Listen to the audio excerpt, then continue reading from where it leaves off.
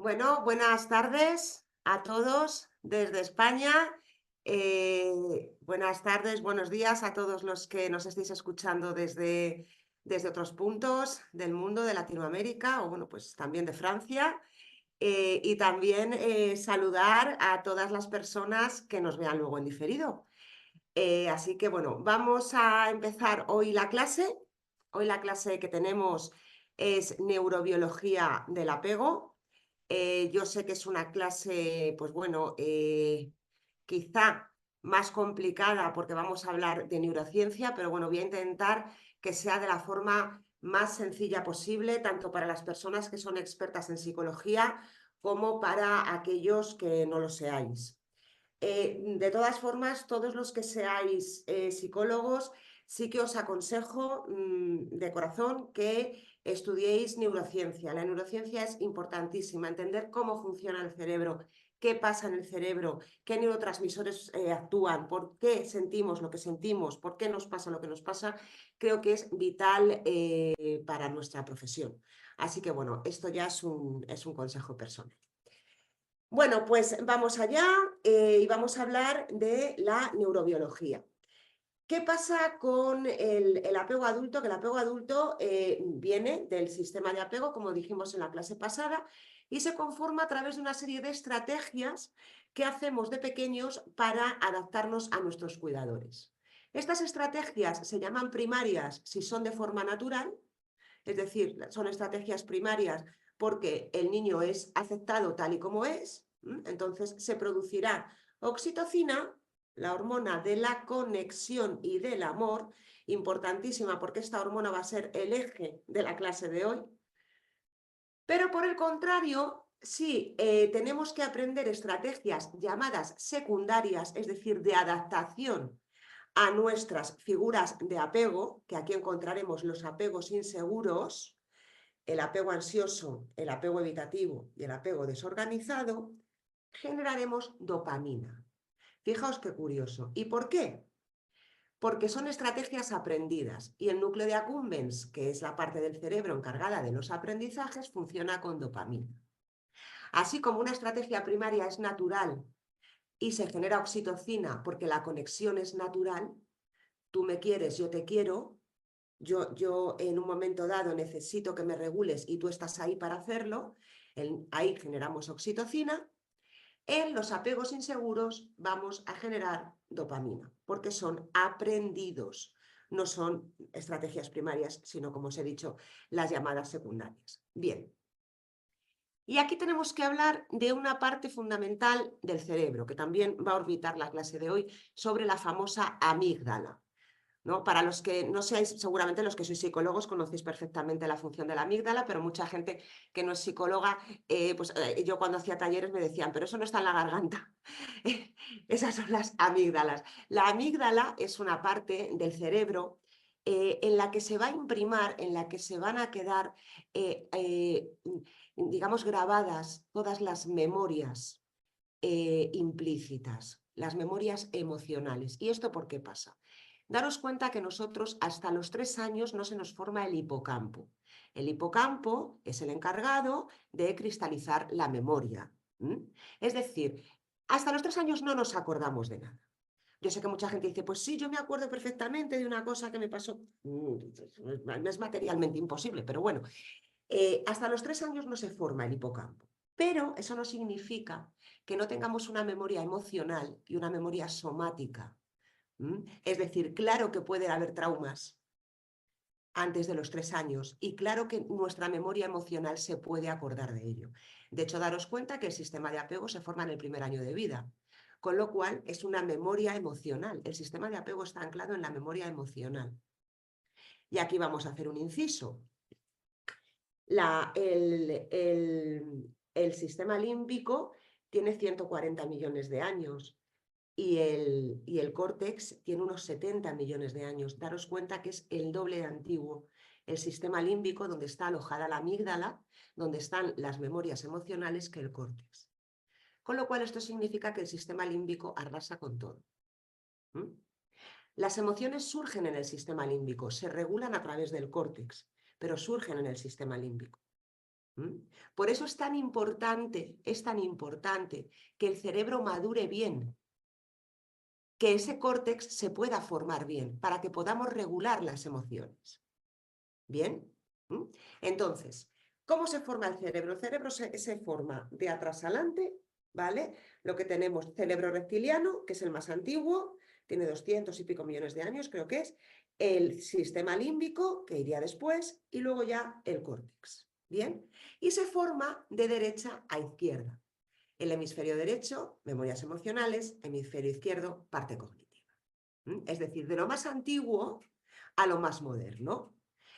Claro, esto es muy importante porque a la hora de que este cerebro se forme bien, como decíamos en la clase anterior, va a ser fundamental ese pegamento que es el sistema de apego. Ese sistema de apego, que es lo que va a dar seguridad al niño, va a permitir que este cerebro se forme bien y que por lo tanto luego ese córtex pueda regular al subcórtex. Ese cerebro que piensa, que es el córtex, ¿no? Donde está la corteza orbitofrontal, que también es una parte muy importante porque es la que regula los impulsos, esto está en el córtex. Daros cuenta que si este córtex no se forma bien, si no tenemos una corteza orbitofrontal adecuada, no podremos regular los impulsos. Y es aquí donde os iba a enseñar, justo el otro día, os iba a enseñar, que la tengo aquí, una fotografía, a ver, mirad, de un cerebro de un niño. Mirad, esto es un cerebro de un niño criado con normalidad, ya sabéis que esa palabra, pero bueno, criado con normalidad, es decir, con unas figuras de apego sanas, y este es un niño criado en un orfanato rumano. Si os dais cuenta, aquí la corteza orbitofrontal, bueno, aparte de que es que está el cerebro completamente, o sea, no está correctamente desarrollado. Y si os dais cuenta, luego también por aquí, que está la ínsula, que es lo que os decía en la clase pasada, tampoco está activada. Es decir, daros cuenta, fijaos, este cerebro puede controlar los impulsos, este cerebro, la ínsula, que es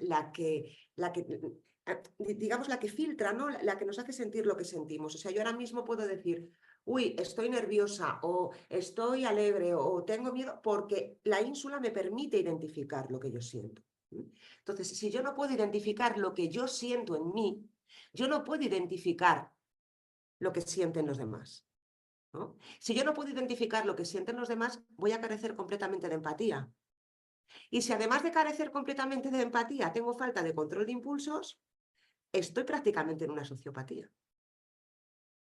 Entonces, daros cuenta lo que el sistema de apego... Claro, esta es un poco digamos, la definición, ¿no?, general que se hace, que luego veremos que el modelo Park-V tiene sus matices, ¿no? Pero más o menos, psicópatas dicen nacen, y sociópatas se hacen. Bueno, veremos que hay matices, ¿no? Pero esto sería, por ejemplo, un caso más sociopático, ¿no? A lo mejor ese cerebro biológicamente sí estaba bien, es decir, no tenía defectos en la amígdala o venía bien programado para desarrollarse, pero al faltar ese pegamento, ese apego, esa seguridad, este cerebro no ha podido desarrollarse con normalidad. Bien, entonces, como hemos dicho, la amígdala es la que va a tener los recuerdos alojados, esa memoria implícita, esa memoria emocional, que va a guardar pues, los recuerdos y que, daros cuenta, esto es, no sé si habéis oído el término, el secuestro de la amígdala. El secuestro de la amígdala es un término acuñado por Daniel Goleman, ¿no? Seguro que le conocéis, de inteligencia emocional, ¿no? Entonces Daniel Goleman dice que cuando tenemos la amígdala secuestrada, fundamentalmente por el miedo o por la rabia, no podemos pensar, no podemos actuar. De una manera, estamos secuestrados por la amígdala. Aquí vamos a encontrar en el apego dos tipos de secuestro amigdalar, que se llama el secuestro amigdalar emocional, que es el caso de los estilos de apego ansiosos, y el secuestro amigdalar cognitivo, que son los apegos evitativos. ¿vale? Entonces, en el apego ansioso son personas muy impulsivas que van a tener que buscar constantemente la corregulación con los demás, pero en el apego evitativo la tendencia va a ser a aislarse y a regularse solo. Es un secuestro cognitivo. Es decir, la persona racionaliza totalmente la emoción, se disocia de la emoción básicamente, y todo es cognitivo. Entonces, las personas evitativas, para los que trabajéis, por ejemplo, en consulta, y para los que no, pues se os ayuda a identificaros, las personas evitativas son personas muy, muy racionales, que pueden contar una experiencia con todo lujo de detalles, pero sin implicación emocional. Es decir, te cuentan de pe a pa lo que pasó, pero sin mediatizar la emoción. Estas personas también tienden a idealizar a la familia de origen y tienden a idealizar la infancia. Yo tuve un caso, además el trastorno obsesivo-compulsivo es un trastorno del estilo de apego evitativo. Yo tuve un caso, me acuerdo perfectamente, que era una hipocondría, un trastorno de ansiedad, y esta persona pues era tremendamente evitativa, ¿no? Me contaba toda su... Bueno, de mi infancia no me acuerdo mucho. Bueno, mis padres eran maravillosos, eran estupendos. Yo he tenido unos padres estupendos. He tenido unos padres estupendos. La cuarta sesión, no, mi padre me pegaba todos los días, pero vamos, lo normal. ¿Vale? Entonces, estas personas tienden a idealizar a las figuras de apego, negando completamente lo que han sentido e incluso minimizando por completo las experiencias traumáticas. Es muy, muy habitual que no se identifiquen con haber sufrido, por ejemplo, maltrato infantil, ¿no? Entonces, bueno, lo normal, pero vamos, ¿no? Una cosa, ¿no? Entonces, y han sufrido una violencia severa, pero son incapaces de conectar con esa emoción, se han disociado de esa emoción. Sin embargo, el estilo de apego ansioso, ¿por qué lo vamos a caracterizar? Son personas que te cuentan las experiencias todo desde su emoción y desbordadas emocionalmente, porque yo me sentí, porque me hizo, porque lo que me hizo. Además, siempre la culpa les cuesta bastante, ¿no? Hacer una introspección. La culpa siempre va a ser de los demás. Así como el evitativo se va a echar la culpa siempre a sí mismo, el evitativo tiende a culpabilizarse a sí mismo, el estilo de apego ansioso tiende a culpabilizar a los otros. Esto también es interesante a la hora de la terapia. ¿Qué va a pasar entonces en una persona pues que no haya sufrido, o sea, que no haya tenido un apego seguro en la infancia o incluso que haya tenido sobre todo negligencia o maltrato? Bien, yo os dije en la clase anterior que el apego desorganizado es precisamente cuando se tiene miedo a las figuras de apego, cuando se ha sufrido una negligencia potente, un maltrato, cuando se ha tenido miedo. Pero también hay otra opción aquí, y os voy a contar un caso. No solamente es que yo tenga miedo a mis padres, yo puedo tener mucho miedo porque mis padres estén desregulados y no sean unas figuras de apego potentes. Y os cuento un caso. A mí en la pandemia, justo en la pandemia con el COVID, me llega un caso de una chica que ya tenía un TOC, un trastorno obsesivo compulsivo de limpieza. Imaginaos, ¿no? Con el COVID y ya, bueno, pues eso era... esta paciente tenía un niño de 1 año y el niño no salía a la calle. Llevaba metido en casa sin salir. Ella no podía tocar en la lavadora porque entonces tenía que desnudarse y volver a lavar la ropa. No podía salir a la calle. Todo lo que tocaba tenían que ducharse no sé cuántas veces. Lavaba las sábanas todos los días después de dormir. Bien.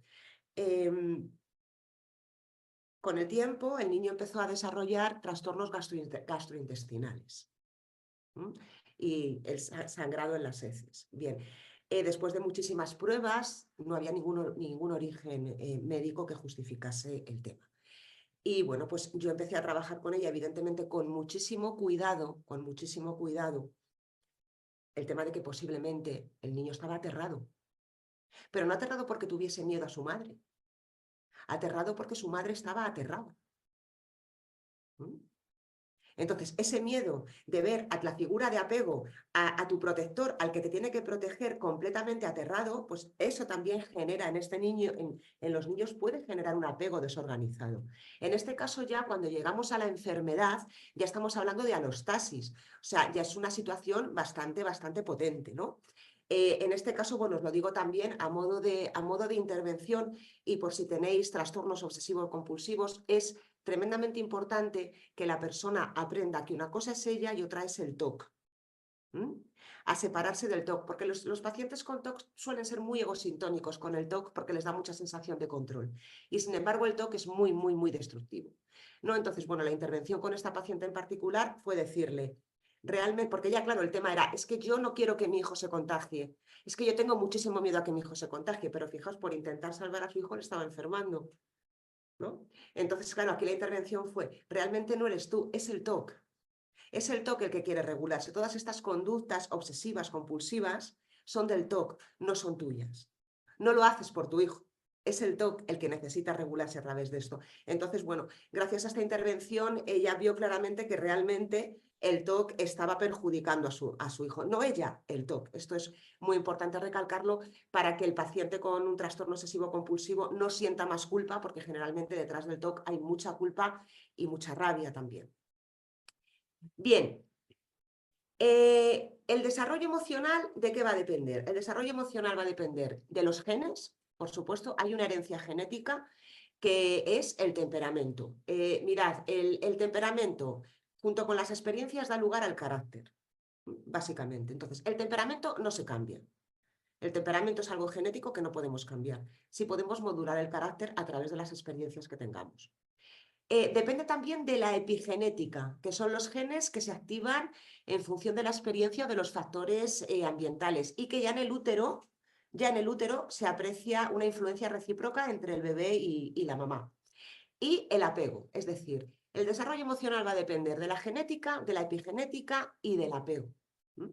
Fijaos, y de estas tres cosas, lo único que podemos controlar es el apego. La genética no la podemos controlar, la epigenética tampoco, pero el apego sí está en nuestras manos. Bien, ¿qué va a pasar? ¿Qué consecuencias vamos a tener a nivel cerebral? ¿Qué consecuencias va a haber si hay estresores tempranos? Y por estresores entendemos nuevamente papás que no están disponibles emocionalmente. Tengo miedo, no me regulan. No que no estén disponibles para darme de comer, ni para asearme, ni para... No, porque son padres funcionales, pero hablamos sobre todo emocionalmente. Padres que no pueden regular a los niños. Vamos a encontrar niveles excesivos de cortisol. El cortisol es la hormona del estrés. Primero, cuando estamos estresados, segregamos noradrenalina y cuando esto se mantiene en el tiempo, vamos a empezar a segregar cortisol. Cuando el cortisol, la adrenalina y la noradrenalina se mantienen durante mucho tiempo en el torrente sanguíneo, segregamos catecolaminas. ¿Vale? Que las catecolaminas, pues en cierta forma, dan una medición de la activación que la persona tiene. Y entonces, ¿qué va a pasar también? Se va a reducir el cuerpo calloso. Esto es importante. El cerebro está formado por dos hemisferios, ¿no? Y lo que los une es el cuerpo calloso. Fijaos qué importante es el cuerpo calloso, porque el cuerpo calloso es el que permite que vaya la información de hemisferio derecho a hemisferio izquierdo y viceversa, ¿no? Entonces, como hemos dicho, la emoción surge en el hemisferio derecho, pero se regula a través de la cognición. Si este cuerpo calloso no está bien formado, esta regulación va a ser deficiente. ¿Y qué vamos a encontrar? Falta de control inhibitorio, inflexibilidad cognitiva, incapacidad muchas veces para mantener la atención, problemas de identidad. Si os dais cuenta, toda esta sintomatología que os estoy diciendo, a los que seáis psicólogos, aquí es muy parecida al TDAH. Es muy parecida al TDAH. Y es que hay muchos TDAH diagnosticados que realmente son lo que se llaman ya trastornos de apego. Bien, ¿cómo vamos a saber sobre todo si es un trastorno de apego? Mirad, por la evolución, la anamnesis, lo que se llama la anamnesis del paciente. Es decir, niños que de pequeños tienen un TDAH, en la adolescencia un trastorno de la conducta alimentaria y en la edad adulta un TLP. ¿no? Porque todo viene de lo mismo. Lo que pasa es que en cada etapa evolutiva vamos a encontrar una patología en función, evidentemente, de la edad evolutiva del paciente. Bien, esto en los TDAHs diagnosticados, que son TDAH, no se da, pero cuando son trastornos de apego, tendemos a encontrar una serie de patologías que van variando a lo largo de la edad del paciente. Bien, para que veáis, ahora os voy a enseñar otra imagen, ¿no? Y aquí tengo que mencionar a Alan Shute, que Alan Shute no es, pues bueno, es un neurofisiólogo que no habla, cuando habla de madre e hijo en la primera etapa de vida, no habla de dos cerebros, habla de un solo cerebro. Y fijaos, daros cuenta aquí, para que veáis la importancia, esto es un TAC realizado a una madre.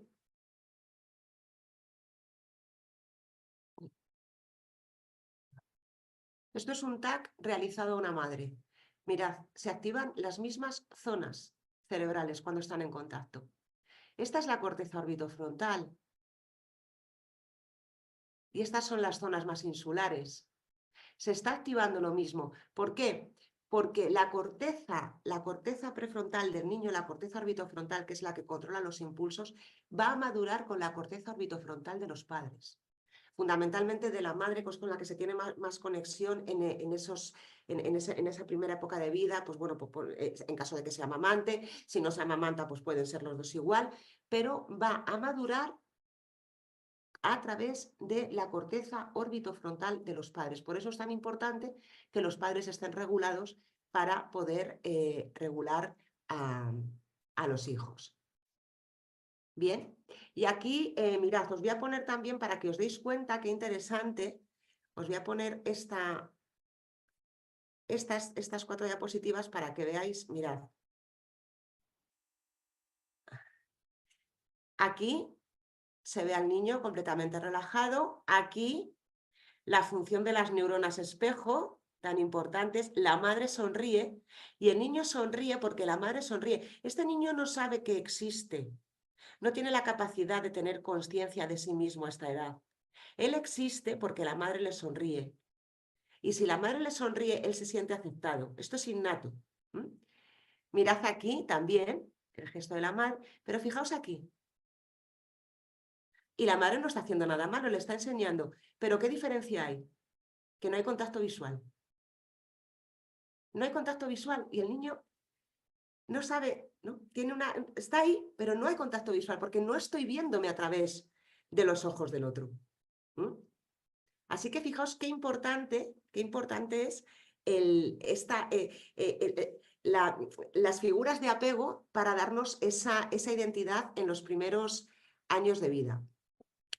Bien, y como os decía al principio, tanto las personas de apego ansioso y las personas de apego evitativo van a generar mucho cortisol ante los encuentros emocionales. Los encuentros emocionales los encuentros emocionales, quiero decir, con parejas, con amigos, con figuras de apego ya. En la edad adulta las figuras de apego van cambiando. Cuando somos pequeños son los padres, cuando somos adultos es la pareja y cuando somos ancianos nuestras figuras de apego son nuestros hijos, es decir, se invierte, ¿no? Entonces, las personas de apego ansioso, tanto como las de evitativo, van a generar bastante cortisol cuando estén en situaciones de intimidad. Las personas de apego seguro, por el contrario, como os decía al principio de la clase, van a segregar oxitocina. Pero bien, ¿qué van a hacer para regularse? Cosas que son completamente diferentes, ¿no? Porque daros cuenta que los de apego evitativo y los de apego ansioso, al ser conductas aprendidas, al ser estrategias que han aprendido para regularse y generar dopamina, también la dopamina, ¿qué es lo que te pide? La dopamina te pide hacer algo, porque tú has aprendido a hacer algo para regularte. Entonces la dopamina, como es la hormona del aprendizaje, te dice, oye, tienes que hacer algo. Entonces, ¿qué van a hacer? Los de apego ansioso van a regularse constantemente con los otros. Los de apego evitativo van a regularse en soledad. Esto es fundamental para entender cómo han funcionado las personas, cómo han sobrevivido en su entorno y cómo siguen sobreviviendo.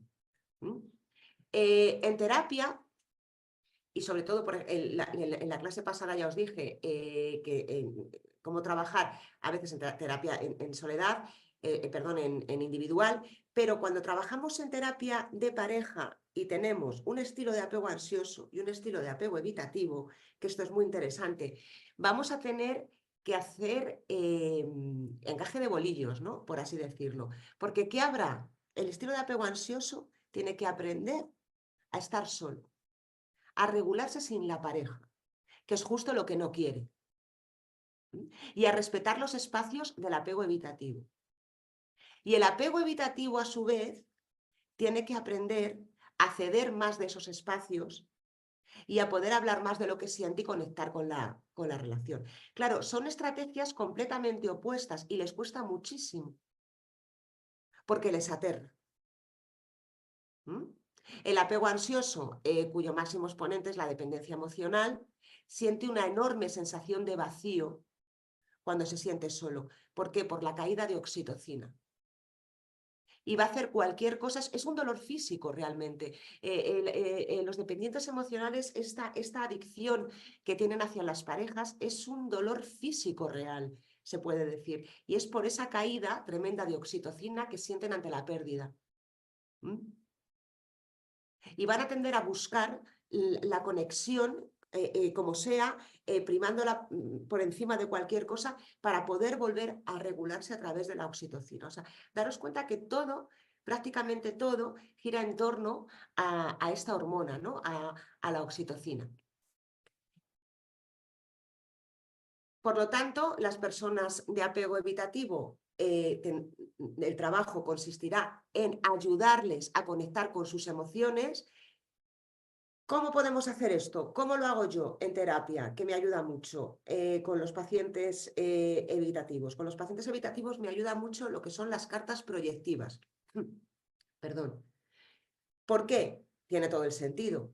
El paciente evitativo le cuesta muchísimo conectar con lo que siente. Entonces, si lo hace en proyección a través de cartas proyectivas, yo por ejemplo utilizo las cartas Resilio, las cartas Cope. Por cierto, un inciso, si queréis ver una intervención con cartas Cope, en mi Instagram, que tengo Beatriz Mi Mente Amiga, hay un enlace al canal de YouTube y de hecho hay un colgado, una intervención con cartas Cope para que veáis. ¿Por qué? Porque estos pacientes de apego evitativo, al ver proyectado, en la proyección sí pueden empezar a identificar lo que siente el otro, pero lo que siente el otro es lo que siento yo, ¿no?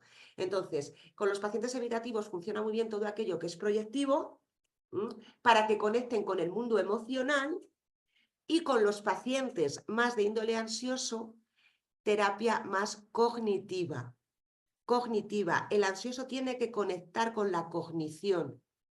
Hay que bajarle de la emoción, porque el ansioso está hiperactivado emocionalmente, es todo emoción. Entonces tiene que conectar con la razón. Y aquí viene muy bien lo que es la terapia cognitiva, ¿no? Así como el evitativo hay que hacer que conecte con la emoción, con el cuerpo, todo lo que sean terapias somáticas dentro de lo que las puedan llegar a soportar. Bien, y ahora os voy a explicar la teoría polivagal de Porges, que a mí me gusta mucho, y además vamos a ver un par de vídeos para que la entendáis. La teoría polivagal de Porges nos ayuda a entender las respuestas que damos a nivel de conexión emocional y por qué las pérdidas nos resultan tan dolorosas. Porges lo que nos dice es que, bueno, tenemos dos ramas, esto no lo dice Porges, esto lo sabemos, tenemos el sistema nervioso autónomo está dividido en la rama simpática y la rama parasimpática. La rama simpática es la rama de la activación, ¿no? Cuando yo me asusto o cuando oigo un ruido, se activa la rama simpática. La rama simpática lo que hace, a su vez, es, pues bueno, segregar todas las hormonas de activación para que yo me ponga en acción. Y generalmente la rama simpática está asociada con conductas de lucha o huida. ¿Bien? Pero es la rama que nos activa. Y luego tenemos la rama parasimpática. La rama parasimpática está relacionada con la calma y con la conexión social. Es decir, son, digamos, como dos, están balanceándose, ¿no? Y además tienen que balancearse. Lo sano es activarme cuando me tengo que activar y relajarme cuando me tengo que relajar. Pero bien, dentro de esta rama parasimpática hay otras dos ramas. Esto es lo que ya nos dice Porges. Hay una rama ventrovagal, que es la responsable de la vinculación social y que la compartimos todos los mamíferos, y aquí es donde encontramos el apego. Y hay una rama dorsovagal, que es responsable de la inmovilización y que la compartimos con los reptiles. O sea, esta rama dorsovagal es del reptiliano, mucho más primitiva. Y es responsable de la parálisis. Bien, entonces, ¿qué significa esto? Esto significa, vamos a suponer que yo voy por la calle y a mí me atracan. ¿Vale? Lo primero que yo voy a hacer, yo me voy a asustar, ¿no? Me asusto. Sistema nervioso, el simpático, se activa el simpático. Pero ¿qué es lo segundo que yo voy a hacer? Yo lo más probable que haga es intentar conectar, generar oxitocina con el atacante. Por favor, no me hagas esto, no me hagas daño. Eso es intentar vincularme con él. ¿Me puede salir bien o me puede salir mal? En el caso de que me salga mal y el atacante insista, me haga daño, me agreda, yo voy a activar el sistema simpático otra vez, pero si yo no puedo huir ni puedo escapar, automáticamente voy a entrar en dorsovagal. ¿Y qué es eso? La parálisis, la disociación. ¿Se entiende esto? Esto básicamente, hay un animalito que es especialista en activar la dorsovagal, que es la zarigüeya. Si veis a una zarigüeya, sí, las zarigüeyas, hay por ahí un montón de vídeos que lo podéis ver. Si veis a una zarigüeya cuando simplemente la cogen, o sea, la zarigüeya se queda completamente inmóvil y como si estuviese muerta, ¿no? Entonces, la rama dorsovagal ralentiza el metabolismo, ralentiza el latido cardíaco, ralentiza todo y además, cuando entramos en dorsovagal se generan muchísimos opiáceos anestésicos. Y esto es lo que llamamos la disociación. ¿Bien? Esto es tremendamente traumático en un cerebro lateralizado como el nuestro. Y esto es lo que genera el trauma. Y ahora lo vais a ver en un vídeo. Vamos a verlo para que veáis perfectamente de lo que estoy hablando en dos situaciones. A ver, un segundo, que vamos para allá. El primer vídeo son 2 minutos y medio y el segundo son segundos. O sea, vamos a empezar por este. Os lo voy a poner todo porque quiero que lo escuchéis. Babies this young Perdón, esto es un experimento que se llama la situación de la cara inexpresiva, ¿vale? extremely responsive to the emotions and the reactivity and the social interaction that they get from the world around them. This is something that we started studying 30, 40 years ago, when people didn't think that infants could engage in social interaction. And the still face experiment that the mother did was she sits down and she's playing with her baby who's about a year of age. And she gives a greeting to the baby gives... Vale, aquí veis, está en ventrovagal. Está en ventrovagal, que es la de la conexión, la de la oxitocina. Está el sistema parasimpático, están conectando, están bien. Greeting back to her. This baby starts pointing at different places in the world, and the mother's trying to engage her and play with her. They're working to coordinate their emotions and their intentions, what they want to do in the world. And that's really what the baby is used to. And then we ask the mother, daros cuenta ahora lo que pasa, to not respond to the baby. The baby very quickly picks up on this, and then she uses all of her ability. Aquí ya está en sistema en simpático, ¿eh? Aquí el niño ya ha entrado en simpático, ya no está en ventrovagal. Necesita hacer algo, ya está nervioso, se ha activado. To try and get the mother back. She smiles at the mother. Intenta conectar, She points because she's used to no conecta. She points. The baby puts both hands up in front of her and says, "What's happening here?" Sistema She makes simpático, screechy sound at the mother. simpático. Come on, why aren't we doing this? Even in this 2 minutes, when they don't get the normal reaction, they react with negative emotions, they turn away, they feel the stress of it, they ¿Os actually. dais cuenta? Mira para todos los lados, ya no sabe qué hacer. Stress that they're experiencing. Perfecto, aquí.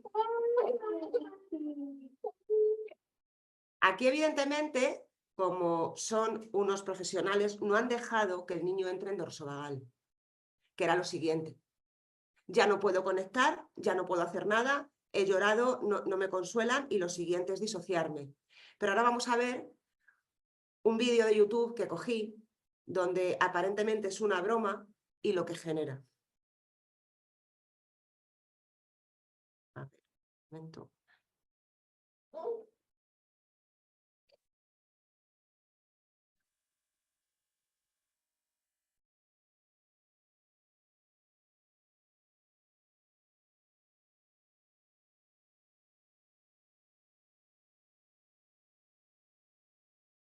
Esperad. Aquí la niña ya está activada, está con el sistema, con el simpático a tope. O sea, ella ya está en el simpático a tope.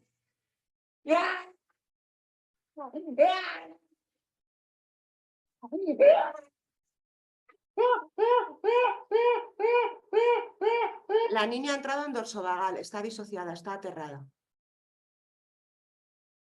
Esto que hace tanta gracia, que bueno, entiendo que es fruto de la ignorancia, pero mirad, esto es parálisis.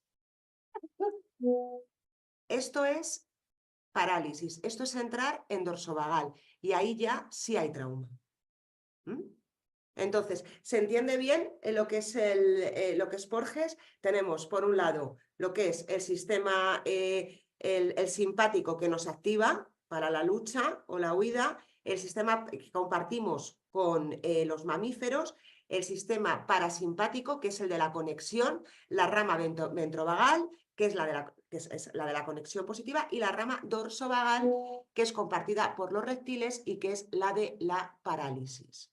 Bien, ¿qué va a pasar cuando entremos en dorsovagal sistemáticamente? ¿Cuándo podemos entrar en dorsovagal? En dorsovagal podemos entrar simplemente porque nuestras figuras de apego no estén disponibles y se produzca una disociación. Entonces aquí se activará el circuito del pánico. El circuito del pánico no es el mismo que el circuito del miedo. El circuito del pánico está alojado en el sistema límbico. El circuito del miedo está alojado a nivel más reptiliano. ¿Qué significa esto? Esto significa, y además muchos que sois psicólogos lo sabréis, los ataques de pánico no responden a los ansiolíticos. Porque un ataque de pánico no es un ataque de ansiedad. Por ejemplo, y los ataques de pánico sí responden a los antidepresivos, ¿no? Porque van por otra vía. Sin embargo, los ansiolíticos sí responden muy bien para el miedo, para la ansiedad. Entonces, estos dos circuitos, el circuito del pánico, cuando nosotros cuando tengamos pacientes con ataques de pánico, lo primero que hay que hacer, lo primero que hay que comentarles es que se hagan una analítica, porque a veces también está muy relacionado con temas hormonales. Entonces es necesario que se hagan una analítica porque sí, a veces puede estar con el tiroides, está relacionado con problemas en el tiroides, los ataques de pánico. Pero si no hay problemas en el tiroides, aquí lo que tenemos que trabajar son traumas de apego de la conexión emocional. Tenemos que irnos a trabajar traumas de apego, porque os repito, no es lo mismo un ataque de ansiedad que un ataque de pánico. El ataque de pánico viene dado por la ausencia de conexión. De hecho, si os dais cuenta, bueno, yo os cuento, yo soy hematofóbica, los análisis de sangre me dan muchísimo miedo y cuando me hago analíticas entro en pánico. Pero si viene una enfermera, me consuela, me coge la mano y me dice tranquila, me tranquilizo. Entonces lo que necesito es una figura que además una figura en la que yo pueda confiar, no una figura que, la que yo diga, vale, está todo bajo control y ahí te relajas. En una crisis de ansiedad muchas veces no pasa esto, ¿no? Pero el pánico, cuando la persona conecta, con alguien, se reduce muchísimo. Bien, hay por ahí un micro encendido, por favor, si lo podéis apagar. Bien, y ahora, ¿qué pasa en la dependencia emocional? Desde el punto de vista del apego, porque ya en la siguiente clase vamos a empezar con los estilos de apego y vamos a ir viendo los diferentes casos que nos encontraremos, que os voy a anticipar ya los que vamos a ver. Vamos a ver el apego seguro de pasada, porque como ya os dije en la clase anterior, los apegos seguros en terapia vienen y vuelan rápido porque realmente se reestructuran muy bien, tienen una base muy potente y generalmente son terapias que suelen durar poco tiempo y que salen muy bien. ¿Cómo vamos a identificar un apego seguro? El apego seguro se puede adquirir, que es lo que se llama el apego seguro adquirido. Un apego seguro lo vamos a identificar fácilmente por la narrativa. Cómo tenga un estilo de narrativa, que sea coherente, sobre todo, que sea coherente. Porque así, por ejemplo, como los estilos de apego ansioso que os he dicho antes, cuando cuentan situaciones vividas, cuando les dicen, dame un ejemplo, muchas veces no se encuentran tantos ejemplos que respalden esa sensación que tienen de constante frustración o de constante abandono, ¿no? No hay a lo mejor tanto ejemplo real que lo respalde. El apego seguro es capaz de mentalizar, es decir, de entender cómo el otro actuó por la forma en que actuó, ¿no? Aquí voy a diferenciar entre dos cosas que es muy importante que aprendamos a diferenciar: la mentalización y la empatía. ¿Mm? Porque parecen lo mismo, pero no lo es. Y a veces pensamos que hay personas que son poco empáticas y lo que les falta es teoría de la mente, mentalización. Os recomiendo aquí a Fonagy para que aprendáis un poco más. La mentalización es entender cómo el otro se siente en la situación en la que está, ¿no? Es ponerme en la piel del otro. La empatía es decidir regularle o no, darle lo que necesita o no. Los psicópatas pueden tener teoría de la mente, pueden saber lo que el otro necesita. De hecho, cuando te hacen el love bombing, saben perfectamente que eso te va a gustar, porque saben qué es lo que necesitas en un momento dado una persona con carencias afectivas. Tened en cuenta que los narcisistas y los dependientes emocionales encajan muy bien. Entonces, el love bombing a priori del narcisista encaja muy bien porque sabe que el dependiente emocional necesita mucho de eso, ¿no? Pero no tiene empatía el narcisista, porque cuando hace daño no siente culpa y porque no regula emocionalmente cuando el otro está mal. Entonces, la teoría de la mente es poder entender. Yo aquí os pongo también un ejemplo de una paciente con niños pequeños, ¿no? Y que le costaba entender cómo sus hijos pequeños no aceptaban a el novio actual cuando el novio anterior, pues bueno, había desaparecido de la vida, pues no, de la vida de ellos así de un día para otro, ¿no? Entonces, a ella le costaba entender que los niños también sintiesen apego hacia esa pareja, ¿no? Porque ella me decía, pero bueno, si son niños, esto se les pasa, ¿no? Pero han generado un vínculo, ¿no? ¿Vale? Entonces, cuando se lo expliqué y ella lo entendió, ah, vale, lo entiendo, pues, vale. Entonces, aquí no había un problema de falta de empatía, había un problema de falta de teoría de la mente, no mentalizaba con los niños, pero cuando le das esa conexión, que es lo que os dije, hacemos de figura de apego en terapia, cuando le ayudas a conectar y dices, bueno, pero los niños también pueden vincularse, ¿no? Con tu pareja pueden sentir cariño, pueden sentir abandono cuando este chico ha desaparecido y no saben por qué, y pueden incluso culparse de esa desaparición. Ah, pero esto los niños lo pueden... Ah, pues no lo sabía, pues entonces actuaré de otra forma. Ahí ya vemos si la persona es empática o no. Imaginaos que a mí me responde, bueno, mira, pues que se sientan como se sientan, yo no puedo hacerlo mejor y esto es lo que hay. Ahí tendríamos falta de empatía. Entonces, cuando tú le das al otro el punto de vista y el otro es capaz de cogerlo, bien.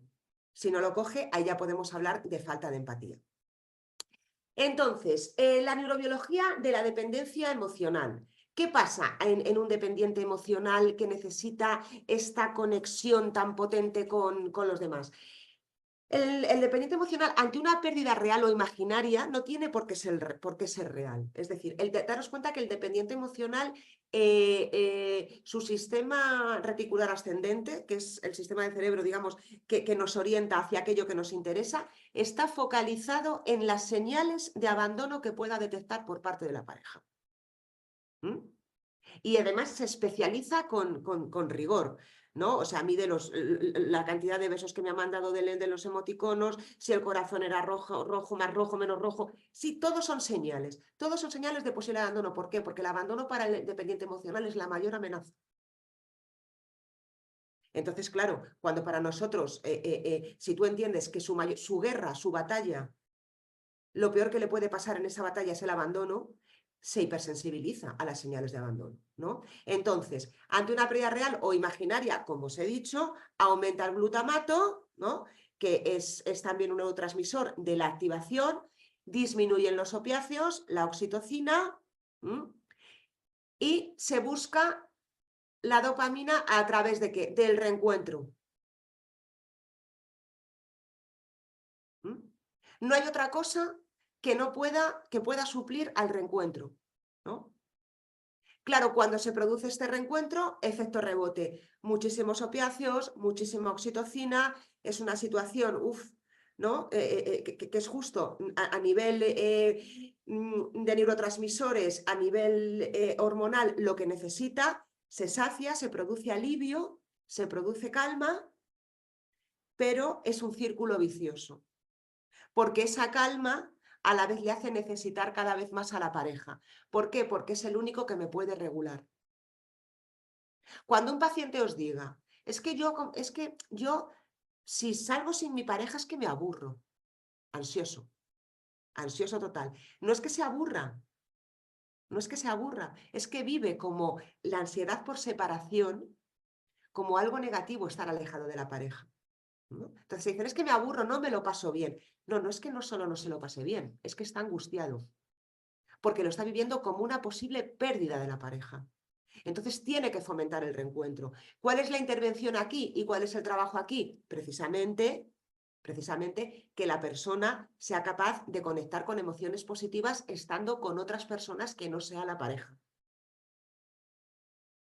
Y para esto tendrá que hacerlo muchas veces, es decir, tendrá que salir con amigos muchas veces, tendrá que estar solo muchas veces y tendrá que experimentarlo muchas veces, porque esto al final, básicamente, para que lo entendamos, tiene una forma de funcionar muy parecida a lo de una adicción, ¿no? Hay un síndrome de abstinencia y es exactamente igual. Y el síndrome de abstinencia hay que pasarlo y hay que darse cuenta de que luego, en un momento dado, sí me lo puedo pasar bien con una amiga, aunque a veces se sienten culpables por pasárselo bien, porque yo debería estar con mi pareja, ¿no? Entonces, trabajar la culpa de sentirse bien cuando se está alejado de la pareja, también es otro de los objetivos terapéuticos cuando trabajamos con dependencia emocional.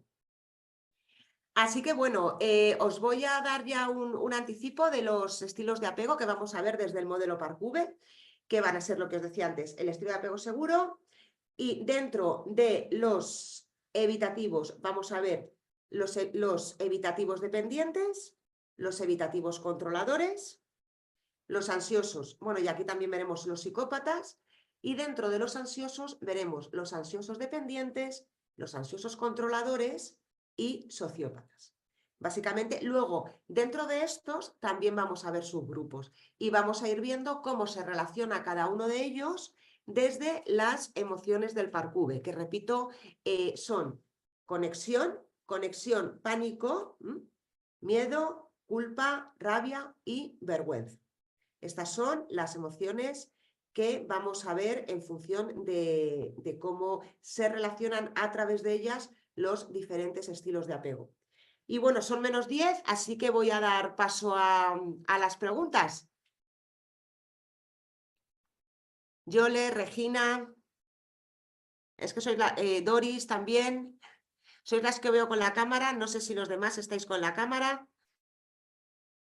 ¿Tenéis alguna pregunta? Hola Sara, de nuevo. ¿Se os ocurre algo? Hola Adriana. ¿Qué tal?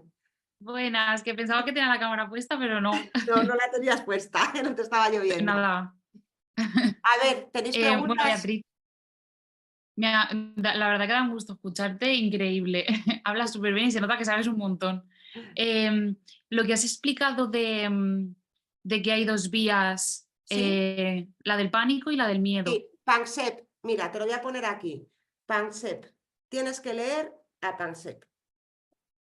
Pero yo te lo explico, pero quiero que leas a Pansep. Muchas Sí. gracias. La verdad es Te lo he que no puesto sabía en que el... estaba relacionado. Sí, Perdona. sí. Muchas gracias. Me lo guardo. Guárdatelo. Sí, Pansep lo que nos dice es que el circuito del pánico y el del miedo son diferentes. El circuito del pánico es a nivel límbico y está asociado al sistema de apego y a la conexión. Y el sistema del miedo es más reptiliano y lo compartimos todos los mamíferos. El del pánico no. O sea, el circuito del Claro. pánico es exclusivamente humano.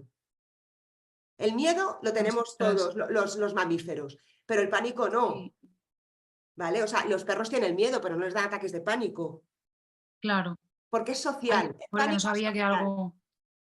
Claro, entonces te aconsejo, hay un artículo muy bueno que vas a encontrar por internet, porque está por internet, de Pansep, que precisamente es Pansep, circuito del pánico. Si lo buscas, lo vas a encontrar.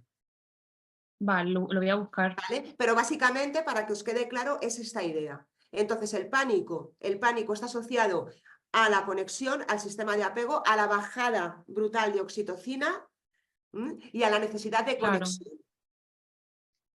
vale. Y me ha ¿Vale? parecido súper interesante lo que comentas de entrar en dorso vagal. En O dorso sea, eso, por vagal. ejemplo, cuando sucede en un niño más pequeño, se genera un trauma. Claro. Y luego, cuando ese niño es adulto, o sea, se puede volver atrás en esos pasos Es que para deshacer el trauma. sí, sí, a ver, vamos a ver. Yo, por ejemplo, cuando trabajas, aquí tenemos que, a ver, un niño de menos de 3 años, volvemos a lo mismo, no tiene memoria episódica, porque Claro, el hipocampo no está formado.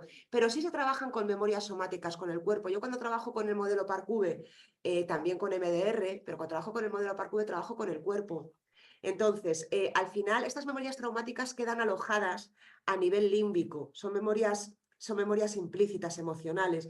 Entonces, si bien es verdad claro, que la experiencia no se recuerda, pero el cuerpo sí recuerda. Porque esta niña, por ejemplo, lo más probable es que cuando vuelva a ver a este señor, se asuste, claro, tenga miedo. totalmente. Claro, incluso, y si este hombre, que es su papá, vamos a suponer que es su papá, yo no sé si, ojalá que no, ojalá que sea un vecino y el padre esté más centrado, pero vamos a suponer que es su papá y que el papá hace esto muy a menudo. Ella va a crecer con un profundo miedo a las figuras de apego, que además, Claro, y esto ¿qué le va a desarrollar a ella? Esto es un estilo de apego evitativo al límite, porque no te regulo, ¿no? Evitativo ya rozando lo desorganizado. No te regulo, con claro, lo cual que llores y que estés mal, yo no te lo consiento, con lo cual estoy negándote la emoción, pero además te doy miedo. Ya entraríamos en lo desorganizado. Entonces, bueno, si es una claro. broma casual que se ha hecho ahí, pues a lo mejor no genera un trauma, pero claro, si sistemáticamente es así, sí. Claro. Es que con el tema de cuando, o sea, entiendo yo que cuando si es más pequeño, con el cerebro menos desarrollado, si entras en tu uso vagal, el torrente de hormonas que se genera en tu cuerpo, o sea, puede crear un trauma mucho más fácil que cuando No, eres adulto. claro, es que aparte ya no solo trauma, es que cuando, muy bien lo que has dicho, cuando inundamos el cerebro de cortisol, las áreas emocionales se dañan, el hipocampo se daña, es decir, es que no, o sea, claro, Claro, es que no se forman bien, es claro, que y no más se cuando eres un forman niño bien, pequeño claro, que es que estás en se pleno está desarrollo. formando. Claro, tened en cuenta, Claro, el córtex se termina de formar con 30 años, entre los 21 y los ostras, 30 años, el córtex. O sea, claro, que qué entonces fuerte. todo esto hace que ese cerebro pueda estar dañado, como hemos visto en el ejemplo del TAC del niño del orfanato. Y Claro, claro, cuando un cerebro está dañado, pues luego sí es verdad que las neuronas, o sea, que el cerebro asume ciertas competencias, pero hay competencias que va a ser muy difícil que asuma. Un área cortical no puede asumir un área subcortical, o sea, es complicado. claro. Y me imagino que cuando eres ya adulto puedes entrar en dorsovagal igualmente, pero la recuperación será más rápida, ¿no? Es decir, si yo por lo que sea entro en dorsovagal y tengo un trauma por algún suceso en mi Sí, vida, sí que puede haber un retroceso más, es decir, con terapia. Me imagino que lo que te sí, has dicho, claro. que los ataques de pánico responden bien a los antidepresivos, pero no a los ansiolíticos. Sí, pero vamos a ver, entrar en dorsovagal, mira, por ejemplo, yo el otro día tuve una paciente que entró en dorsovagal me contó una situación que estaba trabajando y un compañero le tocó el culo y se quedó paralizada. Eso es entrar en dorsovagal. Al momento ya, Vale, pero no reaccionó. O sea, tened en cuenta, cualquier situación que nos resulte sorpresiva, muy sorpresiva, podemos entrar en dorsovagal. O sea, cuando nosotros nos quedamos vale, paralizados frente a nuestros padres, frente a una situación que nos genera una sorpresa que no entendemos, entramos en dorsovagal. ¿Mm? claro. Entonces, es verdad, Claro. y esto ayuda mucho, aquí os voy a decir una cosa, esto ayuda mucho a los pacientes, porque claro, sobre todo cuando son pacientes muy evitativos, que sienten mucha culpa, les duele mucho y se culpan mucho de no haber reaccionado a tiempo, ¿vale? Entonces, cuando tú das psicoeducación y les explicas que el dorsovagal no lo pueden controlar, porque es muy Claro, primario, porque es reptiliano, porque es un mecanismo de defensa que no van a poder controlar. Es decir, no vas a reaccionar como a ti te gustaría en el momento porque entras en parálisis. Ahora bien, o sea, no te culpes por algo que no puedes controlar y no vas a poder controlar. Ahora exacto. bien, cuando ya salgas de dorsovagal, sí puedes ir y hacer lo que tengas que hacer y decir lo que tengas que Claro, decir y actuar como tengas que actuar. ¿Vale? Porque los pacientes cuando sienten parálisis se sienten muy culpables por sentir parálisis y por no haber actuado a tiempo y por no saber qué decir y por no haber hecho. sí, Entonces, hay que darle psicoeducación de lo que es el dorsovagal y decir, es que no puedes. O sea, no es que no vas a poder, pero después sí. claro. ¿Vale? Muchas gracias, Adriana. Gracias. A ti, Beatriz. Beatriz. Hola, Sí, Beatriz, no encuentro la manita que se levanta aquí en la pantalla, pero bueno, Dori, sí, cuéntame. Doris de Costa Rica. Un Creo que la placer. más veterana aquí creo que hasta mayor que vos, pero bueno, Bueno, siempre aprende uno y me parece súper interesante este aprendizaje que me llena de un montón de dudas, pero trato de salirme del psicoanálisis. Y bueno, este, bueno, hablando de psicoanálisis dentro de los estilos de apego, el psicoanálisis por lo menos, ¿verdad? Bueno, y en general el humanismo también, de lo cual soy bastante aférrea, dice que nosotros adoptamos diferentes personalidades, ¿verdad? O rasgos de personalidad que dependiendo de eso, del que más nos asemejemos, escucha, si pues eres tenemos... psicoanalista, esto te lo explica fenomenal Eric Verne, el guión de vida. Sí, no, Eric, Eric Berne claro, es como mi papá. pues tu papá, Eric Sí, Verne, el guión de sí, vida, el análisis ok. transaccional, explica perfectamente, básicamente, lo que es esto, es decir, la Sí, claro. adaptación que hacemos para adecuarnos a nuestros progenitores. Lo que pasa es que el modelo Ujú, Parcube profundiza ajá, más porque va a las emociones, es ajá, decir, ajá. claro, ya no es solo la narrativa, ¿no? Ya no es solo la narrativa de los mandatos, los permisos de los que nos habla Eric Verne, sino que aquí vamos a un nivel más primitivo, que es emocional. Claro. Con esto lo que quería decir es que entonces de los modelos o de los estilos de apego, tenemos un poquito de cada uno y tendríamos pues más de uno que es el que nos, digamos que en algún momento No, nos no, no, diferencia o no. No, tú vas a tener a ver, tú vas a tener un estilo de apego que va a ser el que te caracterice. Luego puedes trabajarlo para tener un estilo de apego seguro adquirido, pero tú no vas a ser evitativa, controladora y luego ansiosa dependiente. Pero con rasgos. Con rasgos porque lo vamos a ver en función de las emociones. Es que esto lo vamos a ver después a través del Okay. curso. Ok, Vamos a ir viendo cómo los hay que son parecidos, pero la finalidad es distinta. Por ejemplo, rapidito, os doy un tip. Por ejemplo, el ansioso dependiente, que es el típico dependiente emocional, ¿vale? Va a cuidar, pero para no ser abandonado, ¿vale? Pero el evitativo dependiente va a cuidar por el enorme sentimiento de culpa que tiene y porque cree que es su misión en la vida. Es decir, podemos ver a dos personas cuidadoras, pero el trasfondo es completamente diferente. ¿Por qué lo hago? Para no ser abandonado, ansioso dependiente. por la culpa que siento si no lo hago y porque además creo que es lo que tengo que hacer, evitativo dependiente. Ok, entonces ahí va mi pregunta final, Sí. que sería un paciente con un padre de apego seguro y Sí, una madre ansiosa dependiente. sí. Esta persona, este hijo o hija, ¿cómo funciona? Pues depende, es que eso no te lo puedo decir, Doris, porque depende, por ejemplo, con quién se identifique más.